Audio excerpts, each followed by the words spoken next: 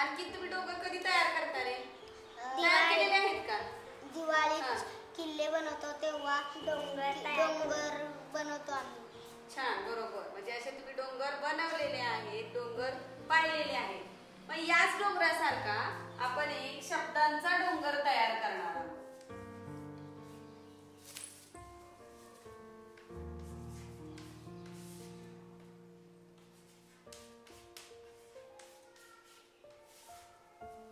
या शब्दांच्या डोंगरासाठी मी एक तुम्हाला शब्द देते.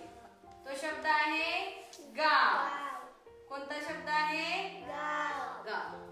आता या शब्दात आणखीन एकच शब्द वाढवायचा आणि अर्थपूर्ण असं वाक्य तयार करून मला तुम्ही सांगायचं. सांगा बघू. गाव आहे. छान.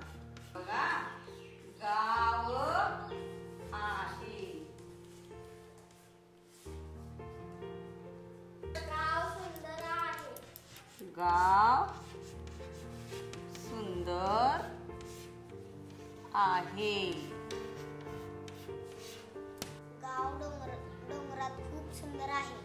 छान. गाव डोंगरात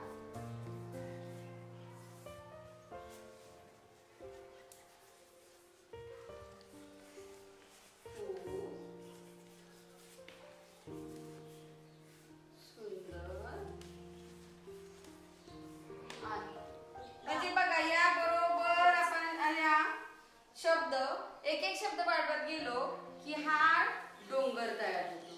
बरोबर. म्हणजे हा या पद्धतीनं काय तयार झाला? शब्दांचा डोंगर तयार झाला. आता मी तुम्हाला प्रत्येक दोघांमध्ये एक एक शब्द देते. इच्छेला येईल तो घ्यायचा. ता, प्रगती, तू आणि ओ तुम्ही प्राणी घ्यायचा. कोणताही एक प्राणी घ्यायचा आणि त्याच्यावर शब्द डोंगर तयार करायचा. करा बघू. प्राची आणि श्रेयश दोघांनी पक्षी घ्यायचा. कोणताही एक पक्षी घ्यायचा आणि त्याच्यामध्ये काय तयार करायचं? शब्दाचा डोंगर तयार करायचा. मुलं गोष्टीची पुस्तकं आता खूप वाचत आहेत. मुलांना कविताही वाचन घेतलेलं आहे आणि गोष्टी मुलांनी ऐकलेल्या आहेत. मुलं लेखन करायला लागले, मग मुलाला विचारपूर्वक लेखन करायला पण आपण अनेक आव्हानं समोर देत आहोत. शब्दडोंगर हा एक त्यातला एक उपक्रम. शब्दडोंगरामध्ये पहिला एक शब्द शिक्षकांनी सांगायचा. एका शब्दाला जोडून अर्थपूर्ण एक शब्द वाढवून एक अर्थपूर्ण वाक्य मुलांनी बोलवायचं. इथं मेंदूला आव्हान आहे की नेमका कोणता शब्द टाकला की एक पूर्ण अर्थपूर्ण वाक्य तयार होते. असं एक एक एक शब्द टाकत प्रत्येक एक ओळ वाढवत नेहन असा एक डोंगर, छोटासा डोंगर मुलं तयार करतात. घोडा घोडा असतो. घोडा छान असतो.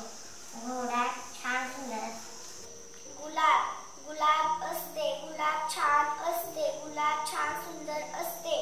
गुलाब छान सुंदर झाडावर असते. घोडा घोडा असतो. मूल विचार करत असते. त्याच्यामध्ये अनेक मेंदूमध्ये अनेक कल्पना येत असतात. ऐनवेळी अनेक शब्द मदतीला मुलाच्या येत असतात. मेंदूमध्ये लपलेले शब्द मदतीला येण्याची प्रक्रिया ह्या शब्दडोंगरामध्ये खूप चांगल्या पद्धतीने होते.